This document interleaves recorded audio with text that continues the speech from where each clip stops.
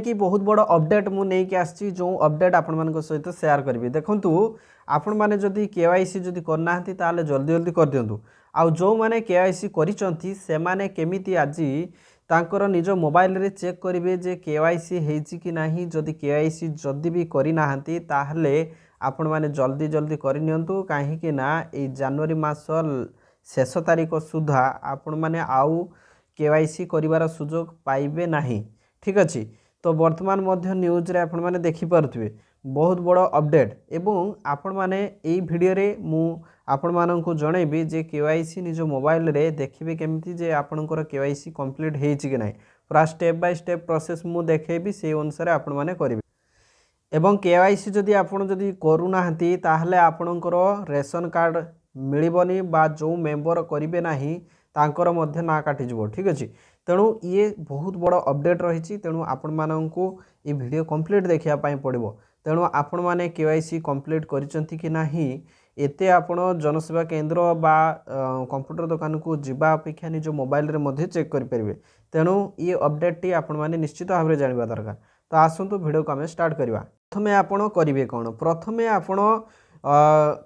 निजर मोबाइल को ओपन करंतु एवं आपणकर जो गूगल ब्राउजर सेठी आपण टाइप करंतु कौन टाइप करेंगे गूगल ब्राउजर उपरे आपण क्लिक कला परे एई जगह रे टाइप करंतु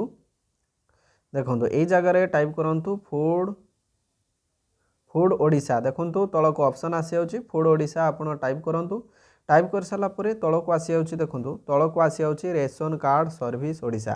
तो आपण कोन करिवे या उपरे क्लिक कर दियंतु। वर्तमान देखंतु मु आपण मानक सामने रे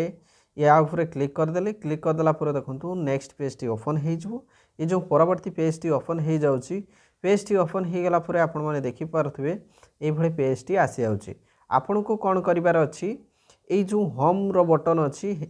होम रो बटन उपरे आपण क्लिक कर दियंतु होम रो बटन उपरे क्लिक करदेला पर ए भली एक पॉपअप आसी जिवो एवं ए क्रॉस चिन्ह उपरे क्लिक कर दियंतु क्लिक करदेला पर देखंतु आपण मानक सामना रे आउ एक पेज टी ओपन हो जिवो एवं से पेज रे आपण माने गोटे जगार ऑप्शन अच्छी एवं से ऑप्शन रे आपन को क्लिक करिवार अच्छी तो चलतु से ऑप्शन रे आमे क्लिक करिवा। तो देखंतु ए राइट साइड रे ही ऑप्शन टी अच्छी आपन कोन करिवे जूम करिकी राइट साइड को आसीबे राइट साइड को आसला पर देखंतु एई जगार लिखाई छी नो योर केवाईसी स्टेटस तो आपन कोन करिवे केवाईसी स्टेटस ऊपर क्लिक कर देबे क्लिक कर देला पर देखंतु आउ एक पेज टी ओपन हो जिवो देखंतु टिके समय लागिवो काहे ना ए पेज टी वर्तमान ऑल ओवर ओडिशा रे समस्ते एथिरे सर्च करछंती तेणु टिके टाइम लागे तेणु देखंतु आपण कोन करिवे परवर्ती पेज टी ओपन हो गला परे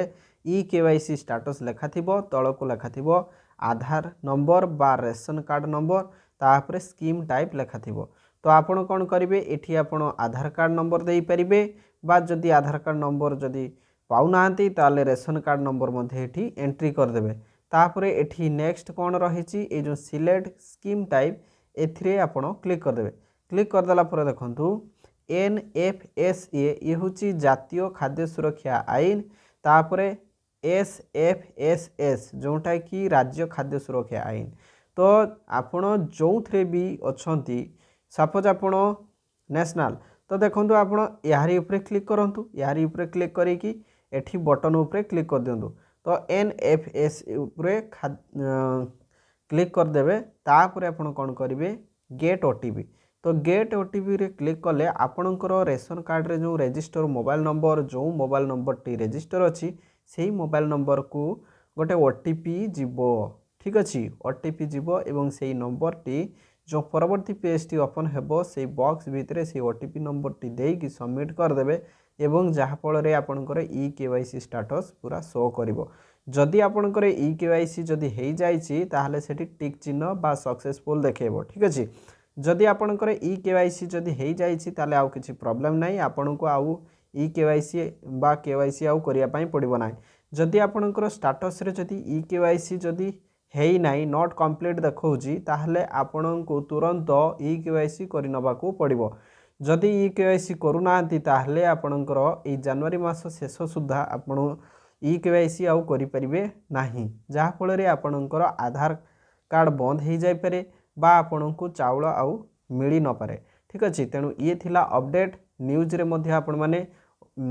अधिक सूचना मध्य पाई परिबे। तेणु ये वीडियो को बहुत मात्रा शेयर करंतु। एथिपाई शेयर करेंगे जो मैंने जापर ना मोबाइल रे ई केवाईसी स्टाटस देखिए किपरि ये वीडियोटी जदि शेयर करुँच निश्चित भाव में सी एमती देखिपारे ये स्टेप बाय स्टेप प्रोसेस माध्यम ठीक अच्छे।